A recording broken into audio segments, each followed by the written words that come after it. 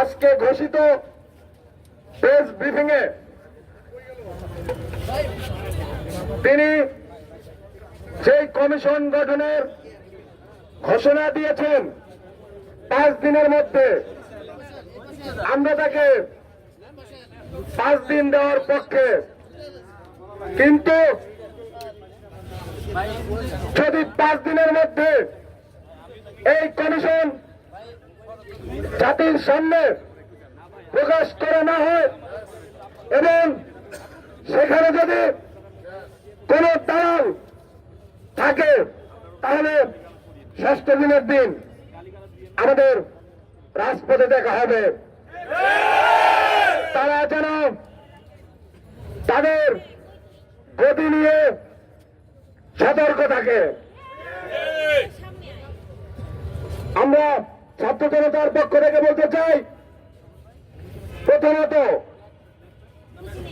কমিশনে দেশপ্রেমিক senior officer এবং এই বিডিআর হত্যাকাণ্ডের পূর্বাপর সম্পর্কে অবহিত আছেন এমন ব্যক্তিদেরকে অবশ্যই কমিশনে রাখতে হবে। ভুক্তভোগী পরিবারের সদস্যকে কমিশনের সদস্য হিসেবে বিবেচনা করতে হবে এবং সেখানে অবশ্যই বৈষম্য বিরোধী ছাত্র আন্দোলনের পক্ষ থেকে ছাত্র প্রতিনিধি রাখতে হবে।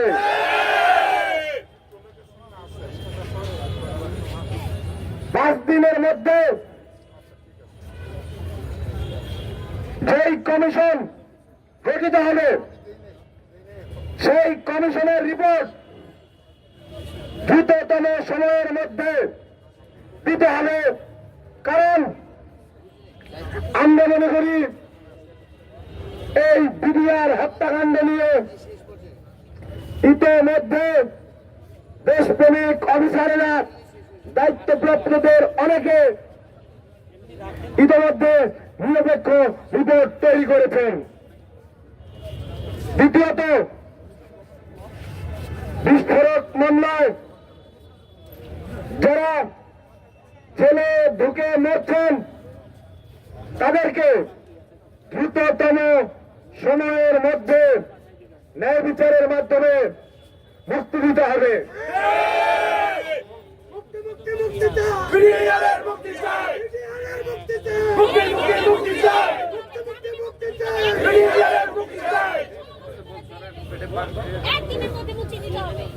তৃতীয়ত,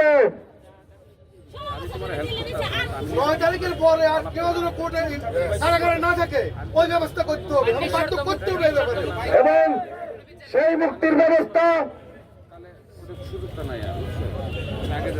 আগামী যে শুনানি আছে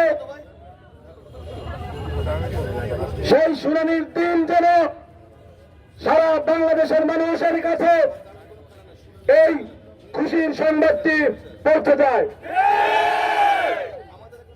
তৃতীয়ত, স্বরাষ্ট্র মন্ত্রণালয়ের দায়িত্বে যে উপদেষ্টা আছেন এবং আইন উপদেষ্টা দুজনের বক্তব্যের বিচারিতার ব্যাখ্যা দিতে হবে। তৃতীয়ত, চতুর্থত, বাংলাদেশের সীমান্তরক্ষী বাহিনীর নাম বর্ডার গার্ড বাংলাদেশ থেকে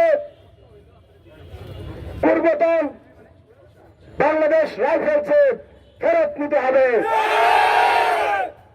এবং সর্বশেষ, যে সকল দেশপ্রেমিক অফিসার এবং জওয়ানের লাশ শনাক্ত করা হয়নি তাদের লাশ তদন্তপূর্বক শনাক্ত করতে হবে এবং যথাযথ রাষ্ট্রীয় মর্যাদা তাদেরকে দিতে হবে।